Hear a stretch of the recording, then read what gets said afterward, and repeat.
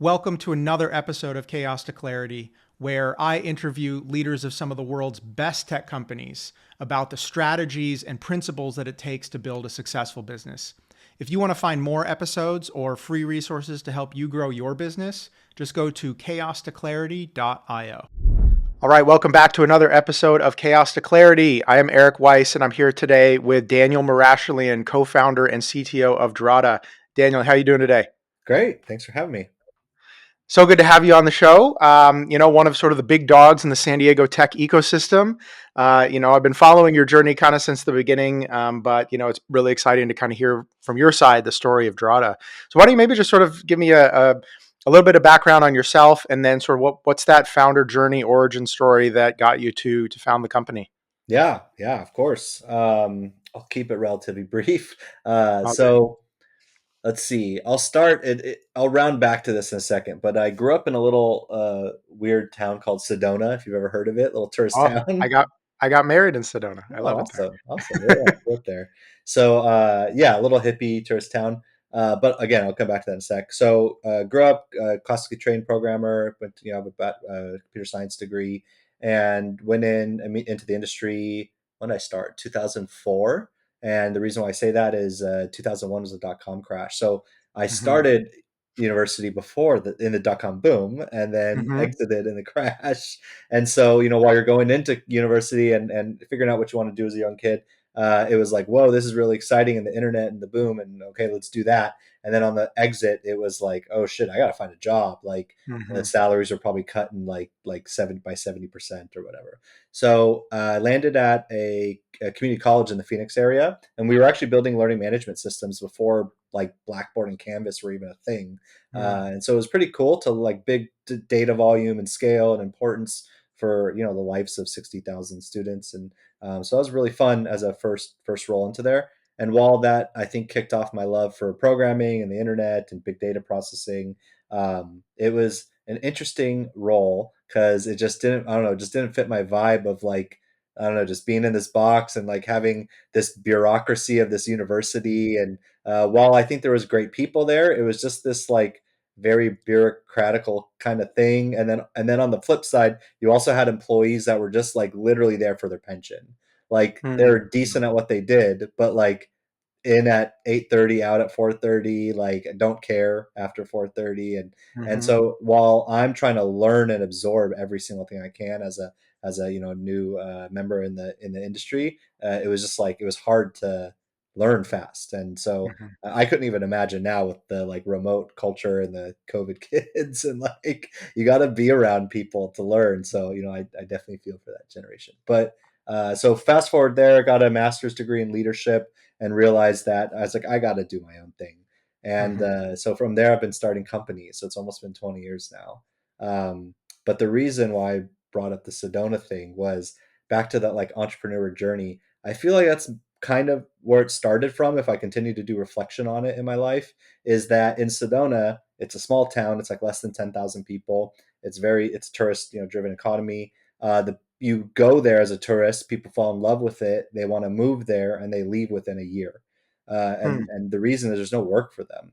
Now, Hmm. maybe that's changed a little with the remote culture and tooling, but so my mom, she was a pharmacist. She was in the community, serving the community. But like most of my friends, all their parents were entrepreneurs, so you grew up around it, helping them, or just kind of through osmosis there. And not again, it wasn't a thing I sought out to do, like going into college and beyond. It just kind of was like this natural progression, I think, of like this makes sense to me. So that was, yeah, where it happened. And then as one company led into the next, it wasn't ever like this is what I want to do, is build and sell companies, but it just kind of was like these amazing people you built companies with and became close to and wanted to continue to work with. And just one idea kept leading into the next, after whether it was a business failure or a success on an exit or something like that. So Tell me about your most catastrophic business failure before Drata. sure. uh oh man. We actually, well, the company was a success from a startup perspective. It was called Tweet Photo, and then we later changed the name to Plixie. But I mean, we raised like, I should know all this, like 1.8 million in venture, and we sold for 10. So it was, Hmm. small, it's good. Small team is 8 people at the top. But so while that was a success, in the middle of all that, we had the blocking trademarks to like tweet and like Hmm. because we were building a photo, like we were the team that put media onto Twitter. And so while now if everyone well X now, so if you go on X and all you see is like videos and photos, you could, either love me or hate me for that. So I was part of my team that we did that. But in that process, we were like my founder and CEO. He's like kind of like this business MBA litigious guy, and so yeah, he had all these like block trademarks. And as like and I think Ev and Jack and those guys early Twitter like weren't. They're just devs coding some cool shit. And so yeah, we had the blocking trademarks to some of that stuff. And our biz dev guy, we were trying to partner with them, and it was like a weird relationship with us and Twitter. But we were trying to partner with them, and in this like lore of partnership, we ended up giving them the trademarks. And I was just like, guys, this is worth more than our company, and like no one believed me. Hmm. And now, I mean, maybe it doesn't matter now; it's called X, but back then, yeah. So that was the one where it was like nothing to do with the product or tech, but protecting like brand, especially if you're around a different brand, like you're like a second degree from something. So this wasn't a failure on your part. You're saying if you're Jack Dorsey, watch out for guys like you. Yeah. Okay, got it. Yeah, yeah. Just make sure at least, I mean, I'm not patents are interesting, but at least trademark your brand. Like, I mean, look at, Lovable within a year, they have 100 million ARR. Like, A, that's never happened before. But Mhm. what if like Lovable didn't have trademark protection and patent, like, and someone's taking their brand or reputation that they just built the fastest growing company of all time? Like, that'd be bad. So, Yeah, at minimum, go on legalzoom.com and spend $100. and But and hopefully go to your lawyer. So and renew them too, right? I remember hearing a story yeah, yeah. of several companies who they don't automatically renew their domain registration, Ah, and then like the day it expires, yeah. somebody goes and snatches it up, and they That hold happened it to for ransom. Google, I think within the past decade. Yeah. Yeah. I think the guy that got it though, like hooked him up and gave it to him. Boy. That's brutal. So those So are tell me about the origin of Drata. How did you find this opportunity? yeah. So in that stream of companies, the last business, Adam, my current co-founder and CEO, we started a business called Portfolium here in San Diego I know it about well. 12 years ago or something like that. And it was think of like LinkedIn for college students. So Mhm. we were building that up, giving all these students an e-portfolio to showcase all of their amazing work and efforts and learnings in an effort to connect it to an opportunity, whether that was a job, whether it was your master's program, whatever it may be. And it was working, like we started from the bottom up, more guerrilla marketing. And in that journey, we eventually figured out that that wasn't paying the bills. But what Mm, did pay the bills was going selling to the universities under some specific initiative, just depending on the university and their grants and initiatives. It might have been the dean or provost or president. It might have been the career center director. It all depends. But at the, fast forward into man, I should know all the dates. 2019-ish, 2018-ish. We had about 400 universities, millions and millions of students, and it was working and it was scaling. And we went, the first like bit of the company, it was a slow grow. We raised some money. We were figuring it out. We started making some money, and okay. But then like that last year, it really accelerated. We almost tripled revenue. And at that point, it was like raise a B round to continue the success, mhm, an amazing opportunity came on with selling to Instructure, the makers of Canvas. So we were working with them in the field, like selling their learning management system and our e-portfolio solution side by side. And I think just a strategic investment in us made sense to them as they were mhm, growing.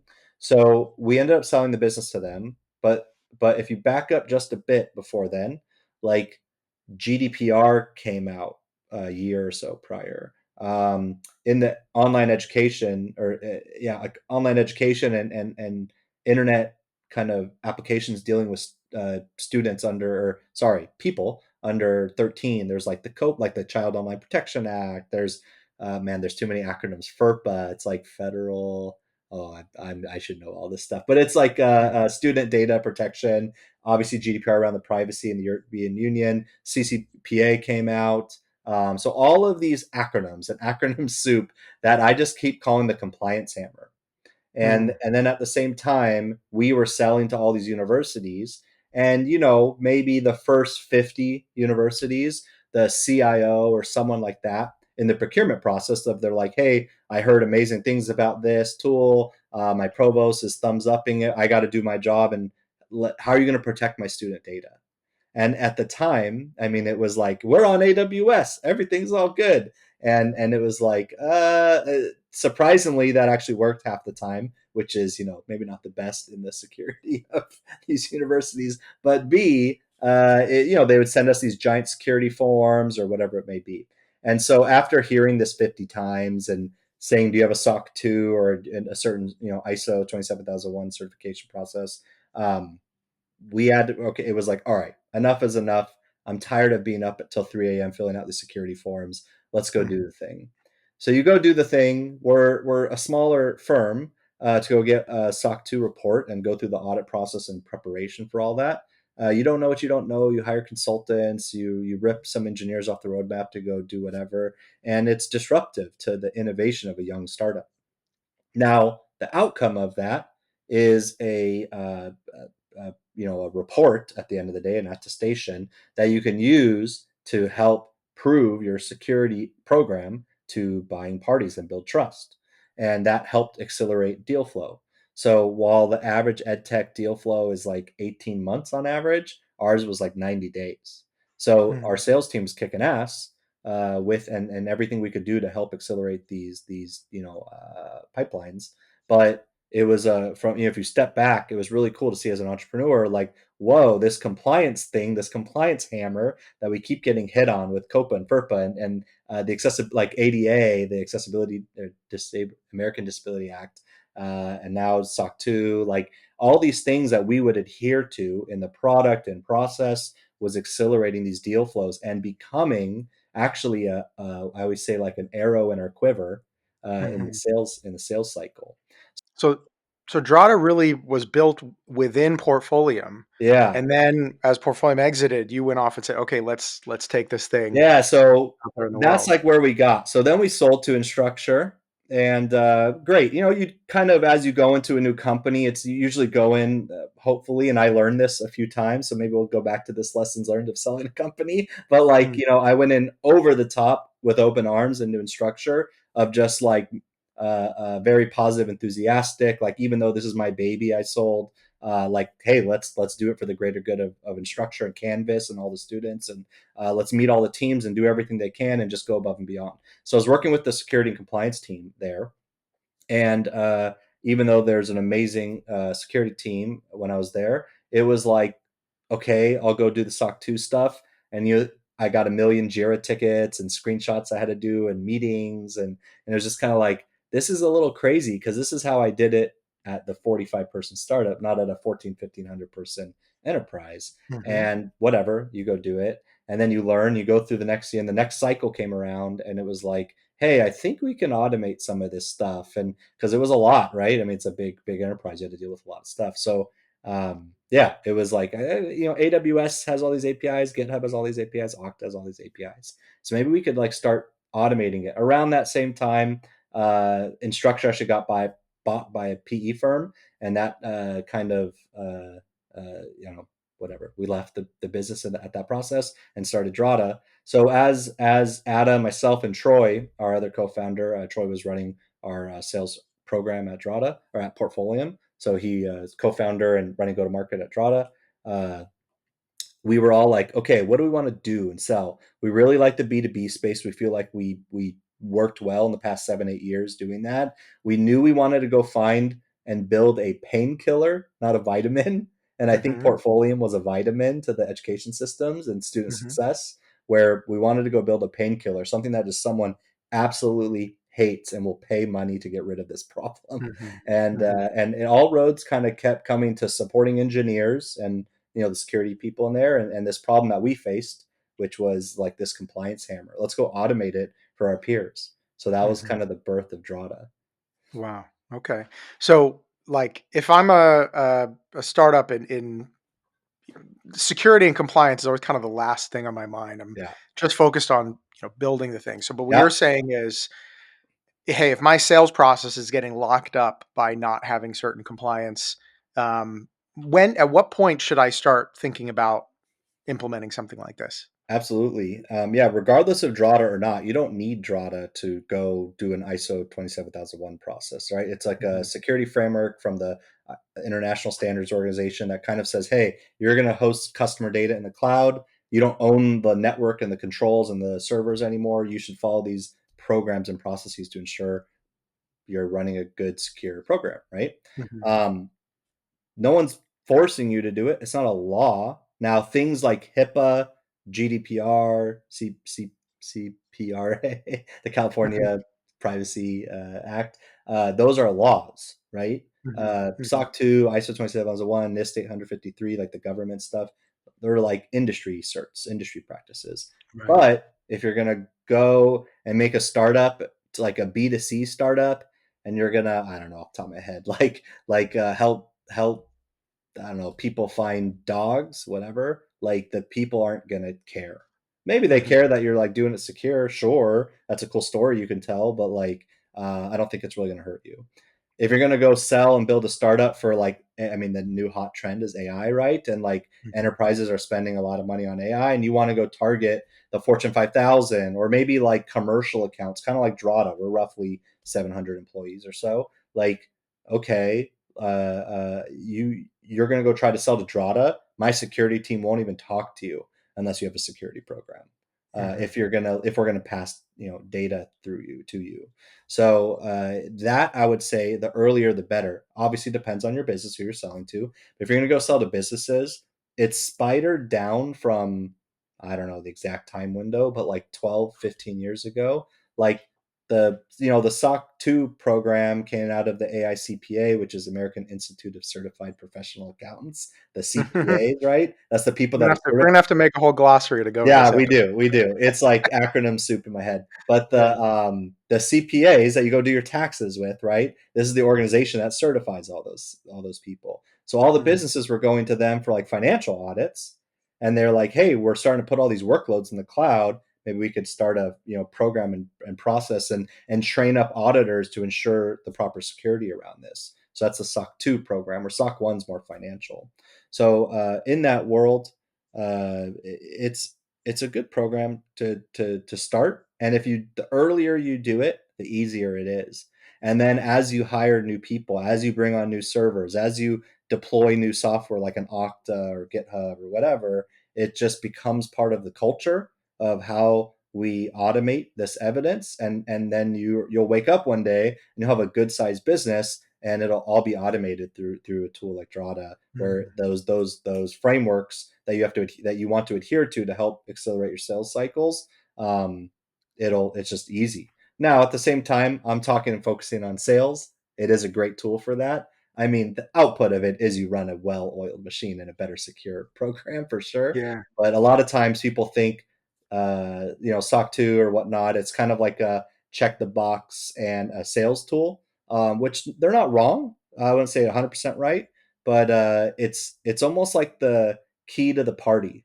Like, you can't get into the party unless you have the key. So it's like Mhm. having a SOC 2 program or ISO 27001 or some equivalent. It like sets the framework up to run a good security program. Mhm. Yeah, Yeah. you could run a security program without doing compliance, but I would say that wouldn't be, I think, the best bang for your buck when you look at the end-to-end spectrum of running a business. Mhm. So I have an anecdote along the lines of this. So I'm an executive coach, and I actually work a lot with healthcare companies. And I had one client that was in the kind of prescription drug benefit space, and they were high trust Mhm. compliant. But high trust was their Oof, requirement to be in business. And brutal. just another acronym. Mhm. But the CTO, this was like a Series B stage company, so relatively small in terms of headcount, but they just raised, I think, 20-25 million dollars, and they were getting ready to scale up. And the CTO was basically doing certification as a full-time job Yeah, for about half of every year. So yeah, every single year they had to get re-upped or recertified or whatever the terminology is. And he said it took him about 6 months of work, yeah. almost full time, kind of a ramp up. But there was basically half the year where he couldn't build anything. He couldn't hire anybody. He couldn't do anything else except Yeah. doing this compliance. And so, he came to me just with his, pulling his hair out and didn't know what to do. I said, well, can't you hire somebody to do this? Like if it's basically a full-time job, then there's got to be somebody. Okay, light bulb went off. Yeah. Sometimes my job is so easy. Like, does that suck? How about you stop doing that? Yeah, I mean, there's variation. So I don't want the listeners, that are starting a company or have a Series A company to get freaked out and like, oh my God, I have to go spend 6 months of my life on this SOC 2 Mhm, thing or whatever it may be. There are variations to it, right? Like mhm, I think high trust is on the high end of the spectrum. Same with mhm, FedRAMP. NIST 853 is like the government groups. Yeah, too many acronyms. I forget what NIST stands for. Something Institute. Anyway, but like those are a little bit more complex and hard, right? mhm. Not to say SOC 2 is nothing, but I think with a tool like Drata, it kind of makes it a nothing burger. Like we automate 80, 90% for the startups. Yeah. So, but to finish off, because it ties to your earlier point, so we ended up hiring this CSO basically Yeah. that took care of this and everything else. But what the big kind of unlock was okay, now that we don't have to deal with all of this compliance kind of rigmarole, the auditing and so on, then he actually started to bring in a culture of security. Yes. And that's where, all of a sudden I was like, oh, actually, we have a really important responsibility here to take care of people's data and to protect our Yeah. own systems and things like that. And that's where it actually became like meaningful. I don't, it's not fun or anything, right? But it became like really meaningful. It was like, wait a minute, at first it was just this absolute slog and something they hated doing to kind Yeah. of reach this bar. But Yeah. then it's like kind of like once you're in the party, you can be like, yeah, actually, Yeah. we're right. We earned this, and so we Yeah, get to I think really one of the talk about. coolest things I've seen, in we have around 8,000 customers or so. I mean, a lot of them are startups. It's great to Mhm, support large enterprises up to the Fortune 100 down to literally one person startups are on the mhm, platform too. It's really cool to see the spectrum. But in the startup group, in the SMB group, I've seen it countless times now where you would work with the company and it's a slog. It's this damn thing I have to do. I'm trying to close this deal. I have to do it to close the Bank of America deal, whatever it is. And no one has time for it. It's the CXO, it's a founder, it's whatever. mhm, And they go do it. And Drata helps them obviously make it way faster. That's great. But they do it. And then they have never, like, it was like a CEO or like a CTO like me, but that's never been in that world. And then they go do it and they go, oh, that wasn't too bad. And then they go, oh, I'm in the party now. That's kind of yeah, cool. I have this responsibility. And exactly what you said, security starts becoming part of the culture versus this thing in the corner that's an expense. mhm, And I've seen it time and time again on people's like websites, like cultural values about the company. Like after mhm, they deploy Drata, security actually becomes a new cultural value of the business. So I think mhm, as obviously building a business, you want customers and revenue, and that's great. But I love supporting the community, not only the entrepreneurs, but the users of all these amazing new tools, and seeing like our efforts to securing the internet is pretty cool. nice. So you said you've grown up to 700 employees. I always love hearing about kind of the growing pains, right? Because going from that early startup and now all of a sudden you've got a bigger team and Yeah. systems start to break and whatnot. What were some of kind of the biggest PTSD moments for you from Oh scaling up man. the company? Yeah, I would say, I mean, we were extremely hyper growth. I would say, like, we've, from a percentage perspective, slowed down in the past year or so compared to the first three. We're still growing, but just not percentage wise the same, where we were literally doubling the company every 6, 8 months. Wow. Yeah, in that crazy growth spurt, those first 2.5 years, it was like every process, maybe this isn't 100% true statement, but like, every process that we had just snapped in half, like every Hmm. 6 months. So Hmm. hiring process, like so from like basic things of like how to hire people, how to onboard people, how to offboard people, how to train people, how to do communication, how to do all hands meetings, like all these things of like how do you communicate down. All of a sudden, it was really hard to get all my team, like all the engineers together. Like I think if you have a group of even like 40 in a remote, I mean, imagine not in a remote environment. Like what Hmm. what office space or room, conference room, do you have that will fit 40 people? Like, Right. not too many. And I have like 250-ish now rolling up to me, maybe a little bit more. Like, what, unless you have some giant auditorium type thing in your office, which, big companies do, but like, otherwise you're not getting people together. Now remote's great and we can get on Zoom and that's easy, but like the time allocation of just grabbing 250 people for 30 minutes and like that needs to be so important and impactful that I'm disrupting 250 people's jobs. So I start Mm. thinking like that a little differently as we've been scaling. I think some of the other teams, like, our biz dev team has like 30 people or something. Marketing has like 30. I forget the exact counts, but like, it's a little easier to grab 30 people. But like the bigger teams, like all of sales, all of engineering, like Hmm.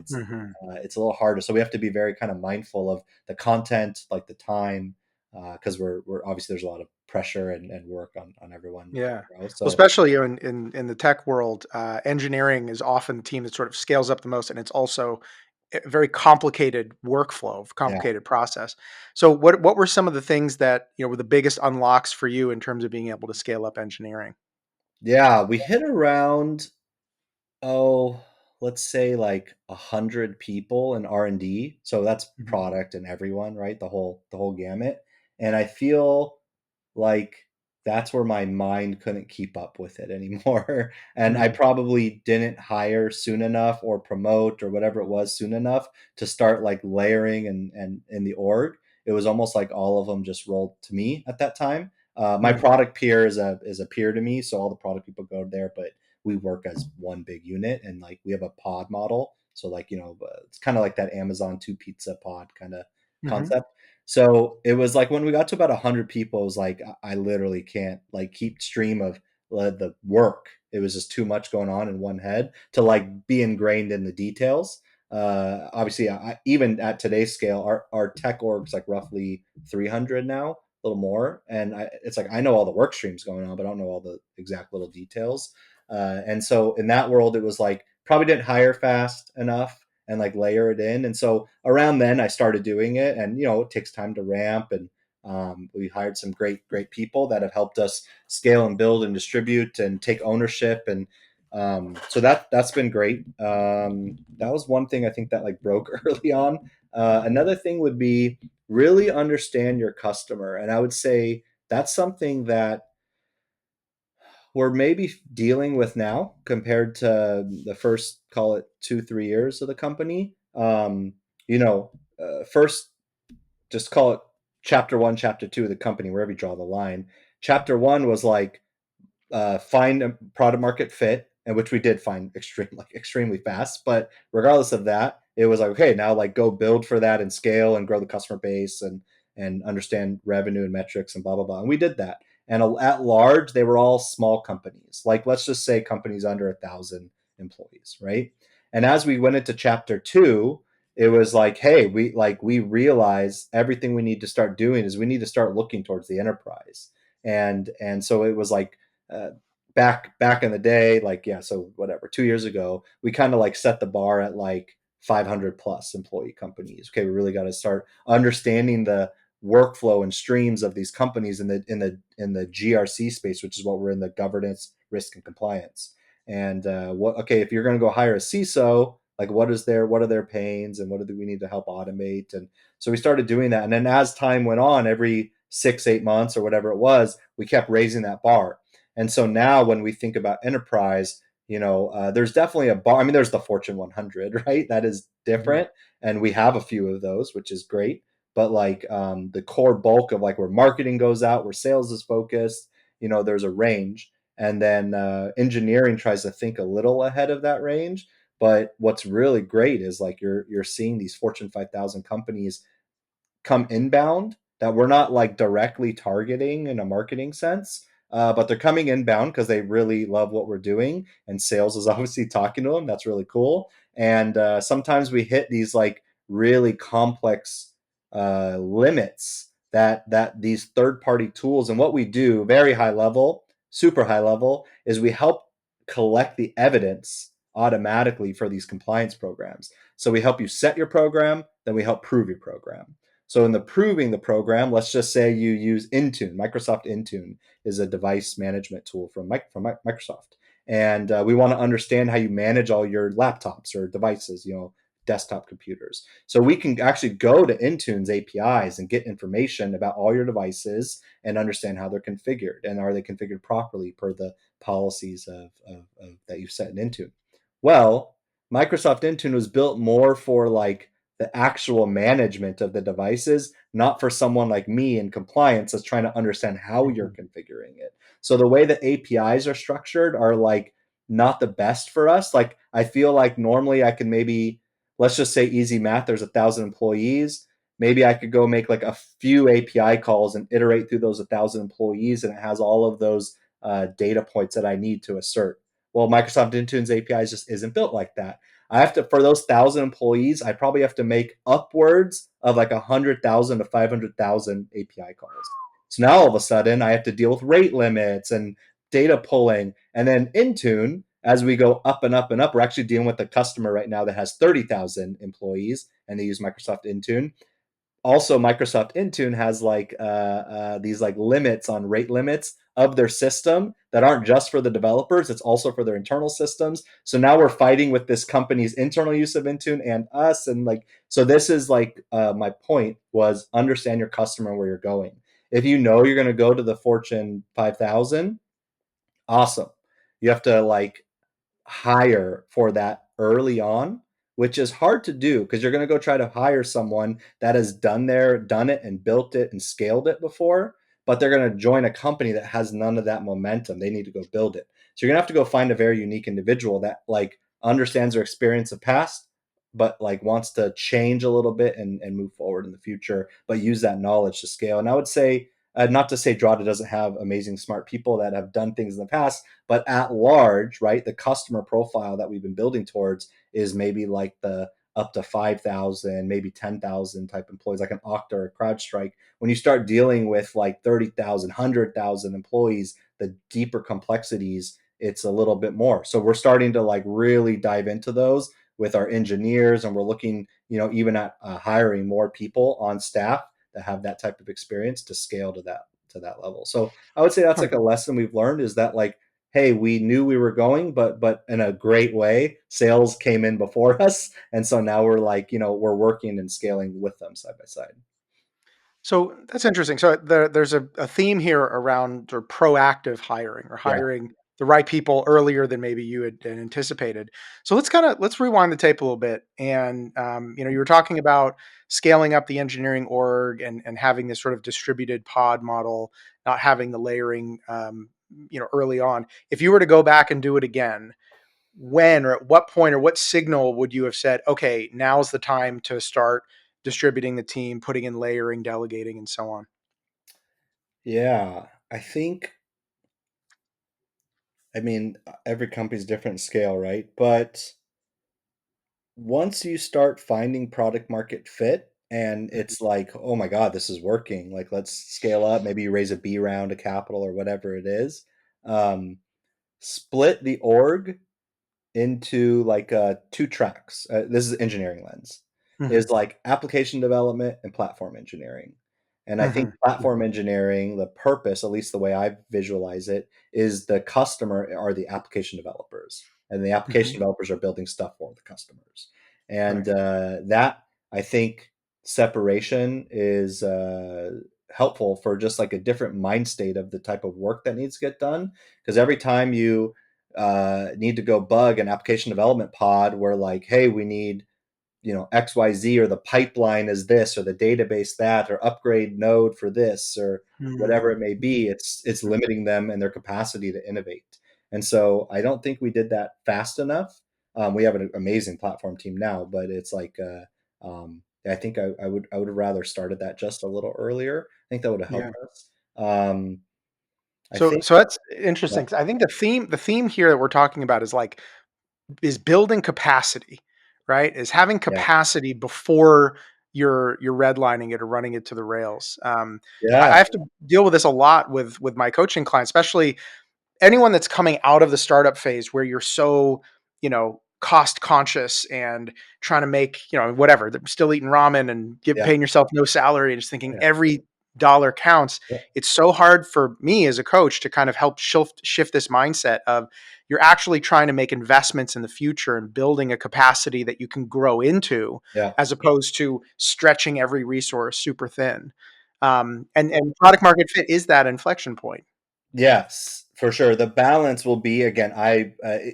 It so if your job is to like scale people like myself and get us Hmm. to think a little differently, even though I'm running a bigger company now, I this is my eighth company I've started. It's you're never going to take it away from me. So I do Yeah. worry about every dollar that we spend, even though it's more than your average Series A startup. Um, and that's I think just maybe it's a flaw of mine. Maybe it helped us get where we're at today. So maybe it's not a flaw, but like, yeah, I just have that concern of like, don't overhire and like no one's right. But you were asking me questions of where maybe you would change. So it wouldn't be like the whole org, but certain key moments, it's like, yeah, maybe I should have hired a VP earlier. Maybe I should have split platform engineering a little earlier. But then I Hmm. look back and it's like, maybe those would have been the wrong hires and you deal with 6 months of crap and like, it slows us down and we didn't get to where we're at. So hindsight's 2020. But uh, I think it is similar what you said, like capacity. And I work really closely with our ops and sales and go to market team, and I see them do that amazingly. Is Hmm. they work, they project and ops like models all this amazing stuff, whether it's through financial models or even we're doing like predictive models using machine learning and stuff. Like it's really cool to see, and they look at the capacity forward and it's like, hey, okay, we want to go hit X million in new enterprise pipeline. We actually got to go hire three more enterprise sellers or whatever the number is. And Hmm. it's like, Hmm. it's very sophisticated. And it does become even, it's funny, even though they're all humans and they're trying to build their lives and their families and support whatever, it's like when you look at the capacity model, it's like, it's just a numbers game. It's a machine. Yeah. Yeah. Yeah. And so engineering and product a little different because it's like teamwork and it's like nuance of it, but at the same time you can break it down to capacity and delivery and quantification of estimation and yeah. Yeah. So I coach a lot of CTOs as well, and there's often this pattern where the CTOs kind of have to fight for every hire, Hmm. because CEOs are always thinking, it's already too expensive, or Yeah. it couldn't possibly take that long, or to be that hard, or Yeah. whatever it is. And so CTOs are always having to kind of fight for this capacity. So one of the ways I kind of help them deal with it is to create a kind of a model where it starts with the sales projection. It's like, we're gonna, 10x the number of customers on our platform. Yeah. And they say, okay, well, if we're 10xing the load and the demand on our systems, then this is how we're going to have to scale up the systems and the teams Yeah. and so on to meet that demand. Yeah. I'm right there with you. Of course, we're going to get 10 times as many customers. Of course, we're going to 10x our revenue and all that. Yeah. Okay, so in order to do that, we're going to have to build out this platform. We're going to have to build out this team and whatnot. And then it becomes well, are you Yeah. sure? Do you really need all that? Yeah. Is it really going to take that long? Couldn't be that hard, could it? Yeah. So even just sort of, I do a lot of like role playing, So I role play as that skeptic and try to, get my coaching No, clients that's good. to stand up for themselves, right, and fight for the resources that are needed. Yeah. Yeah. On the just for all the listeners, I would say the not a mistake, but one thing I wish, and a lot of people ask me that, like what, especially internally, like our sales engineers or our new engineers, they would say like, Hmm. what is one thing you would have changed, like at the system level? And Mm. I think the one thing I would have changed, even though I love MySQL and the MySQL community, it served the internet very well. It still probably runs the majority of databases online. Hmm. I think the community around like relational database storage has shifted more towards Postgres. So not, I Mm. mean, I think very like Postgres and MySQL very very similar. I'm sure I know there's differences, but the Hmm. community has and like the tool sets around it and companies around it has shifted more towards Postgres. We start on MySQL and we could like move to Postgres, but it'd be an effort and you're not doing something else otherwise. But so not saying go pick Postgres, but what I'm saying is when you pick these technologies, whether it's your programming language or your data storage, your cloud provider, like make sure the community is really strong around them. Hmm. And Yeah. where is the Yeah. market going in like 3, 5 years? And I think Yeah. that's one thing that I didn't look at with MySQL. Like even 5 years ago when we started Drata, it was like the community was pushing towards Postgres. And so Mm. now, again, MySQL is great, and there's so much tooling for whatever 3-4 decades, but like, um, Yeah.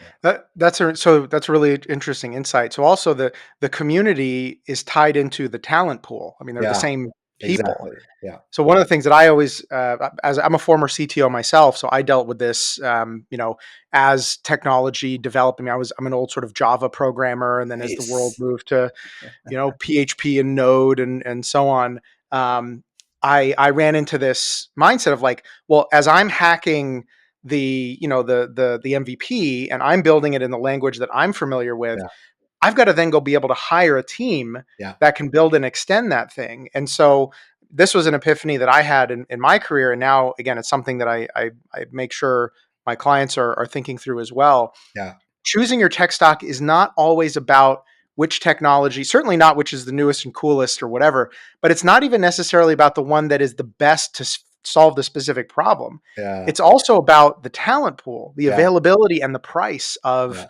good talent that you can hire to build it. I mean, Python was like declining, and with the boom Yeah. of machine learning and AI, it's like it's on the rise now. Yeah, yeah, yeah. Yeah, Yeah, I'm a old data scientist as well, so I've spent lots and lots and lots of time doing Python, and then when so Django became popular yeah, for a yeah, moment, and everyone was like trying to build full stack applications on Python. I said, weird, but okay, yeah, all right, yeah, fine, let's do it. But then within a couple of years, all of a sudden, you couldn't find yeah. anybody that could build for it, No. right? And because everybody went to become machine learning Yeah, it's kinda developers. like the same with the Ruby on Rails stack, and, like, it was the hot mess, Exactly. and then Ruby started dying, and all the package management went to JavaScript, and Yep. yeah, Yep. Into Node. Yeah, totally. So, I mean, I don't know if there's a good answer to that necessarily because, I mean, the technology does shift and people yeah, will try to, I think main thing is just not to make it about you, that if you're a CTO or you're a technical founder,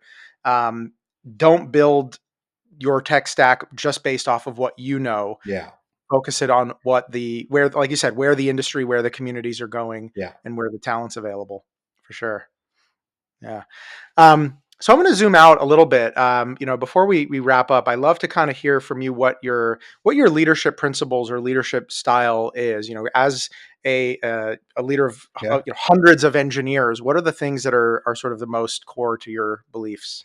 Absolutely. I may be a little unique, but it's like leading on the battlefield. It's Mm, hard to do at scale. I mhm, Some could say I'm at scale, and then I go look at peers at Netflix and whatnot, and I'm nowhere near at scale compared to yeah, them. But like, if you're just in your throne and telling people what to do, I don't think there's a need for a CTO. It's like a mm, different role, right? If you mhm, wanna be the technical leader, you need to be technical, and with the adoption changing of technologies all the time, I mean, AI wasn't a buzz craze till 3.5 years ago, right? Like, are you keeping up to date? Are you on the floor? Are you in the architecture reviews? Are you still coding? Like, last here's a mhm, great example. Last night, there was kind of an issue, and one of my teams, it wasn't declared as, a critical or anything. The team was like, "Cool, I'm gonna go put it in our next sprint." That sounds normal. And one mhm, of my CS leaders was like, "What's going on with this? Like, hit me up." I'm like, "No, you're right. Let's go do it." And so I hit people up on the weekend, and it was like, "Guys, what's the plan here?" They're like, "Hey, it's not critical or whatever. We're gonna do it next sprint." I'm just like, "I'll just go do it." So last mhm, night it was like midnight, and it took me 20 minutes, and I got a PR, and they're reviewing and testing and deploying today. And so it's yeah, like I'm not in the weeds of, like, I'm not a developer member of a pod and doing features, but for like incidents, issues, architecture reviews, how do you like infrastructure, picking the right vendors, like why, just why on everything. And if you mhm, don't keep up to date with the technology and be involved, you're not going to build the trust with your team. They're not gonna, and you're not gonna be able to like advise correctly as you continue to yeah. grow. I think I see You, that with a lot of technology leaders on my side. It's like they've gotten so elevated in their career where it's like orchestration of people, but not the mhm, technology. yeah. Do you have a VP of engineering or even multiple people that are sort of Yeah, building and running the day to day? Yeah. yeah, for sure. So there's like a group over the application development group. There's platform engineering, data, our CISO, QA leader, program leader. Yeah. Yeah. So this is, a trope in the life in the journey of a CTO is if and when to hire VP of engineering and focus on the architecture, Yeah. or to be really the one that's kind of leading and driving the engineering team itself. Um, that's why that kind of split ends up happening. But um, what you're saying is this goes back to what you were talking about, like how wishing that you had hired a Yeah. little bit earlier. Were you talking about those leaders that are going to build so that allows you Yeah, to, it yeah. is, but it's not like don't pass the buck to them. Like you still Mhm. got to lead it, but they can take care of a lot of the day to day for sure. And then like how does information flow up? So the even our like ceremonies are very structured to like from the pod to a squad to a pillar up to me, and like how information flows up and down. It's all very Mm. methodical. Of like I don't want anyone in more than two stand-ups a day, and we just want to try to maximize time to get to engineering and effort and to the customer. That's the end of the day. That's the goal. Yeah. Fantastic. Well, Daniel, we're out of time. It's been such a pleasure talking to you. I love chatting Having with me. a fellow CTO as well, and get to dive into the weeds a little bit. But yeah, best of luck to you. I hope you guys scale up and become Thank you. a serious San Diego unicorn, and then come back and give back to the community through Startup San Diego. Yes, sir. All right, great to talk to you, man. Hey, I hope you enjoyed this episode. If you are a tech CEO or CTO and you're looking to go from chaos to clarity, for over 20 years, I've helped over 100 companies like OpenAI, Sony, Qualcomm, and Automatic develop market leading products, lead high performing teams, and raise a boatload of money. So, if you want to lead magnetically, scale smoothly, and fundraise effortlessly, go to chaostoclarity.io. I've got a ton of free resources and content to help you grow your business.